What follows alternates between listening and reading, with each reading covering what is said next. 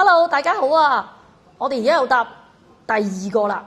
如果記得上一次咧，有睇到我哋嘅視頻咧，就講我要問自己第一條問題，第二條問題係：我可能未雨綢繆定計劃定，我可能退休用，或者而家見到香港經濟好似比較差喎，可唔可以俾自己當呢個寵物嘅服務係俾自己將來有一個出路啊？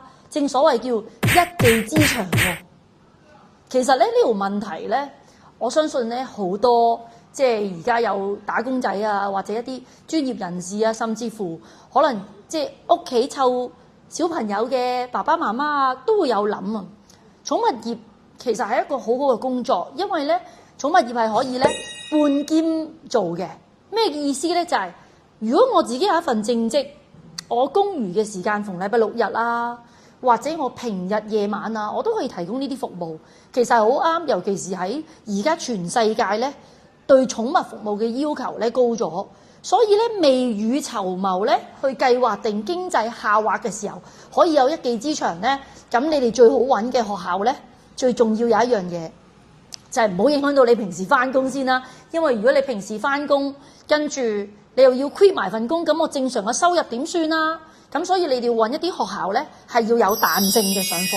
嗱，我講緊彈性上課係點樣彈性咧？就係我哋嘅教學係逢禮拜六日上堂，或者平日嘅夜晚。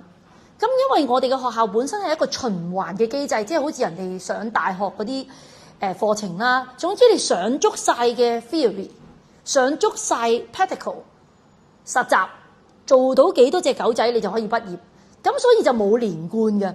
咁有好多同學咧都話：哇，咁即係點啊？我而家返學得唔得啦？係咪要等你開第一班先上堂？其實唔係㗎，因為我哋嘅課堂係冇連貫嘅。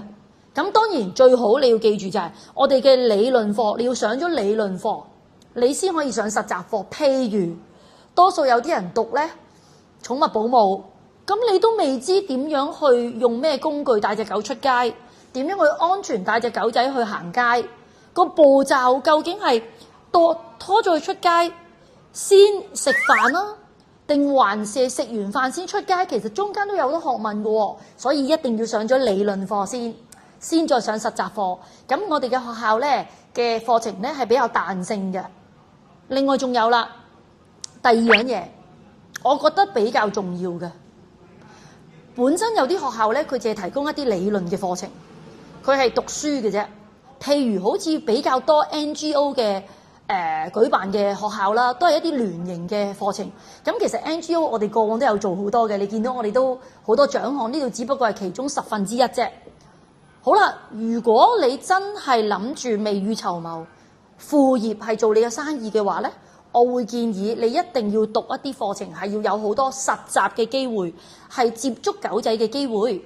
咁因為接觸得多咧，其實都係經驗，經驗就係提供寵物服務，佢俾多啲錢你嘅原因。原因就係你嘅經驗練習得多，你嘅技術就會好啦。所以係相對性咧，係你嘅薪酬咧，係都會根據你嘅經驗同技術咧去升高嘅。OK？